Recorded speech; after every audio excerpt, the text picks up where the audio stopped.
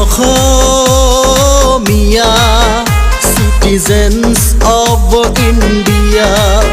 কিয় কৰি থাকা মিয়া মিয়া শুনি লাগে যে বৰ বেয়া আমি অসমীয়া citizens of India কিয় মিয়া মিয়া কৰি থাকা শুনি লাগে যে বৰ বেয়া আমি যদিও হওঁ খিলঞ্জীয়া তথাপিও তো অসমীয়া আমি অসমীয়া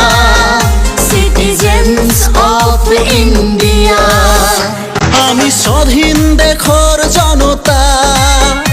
আমাক কিয়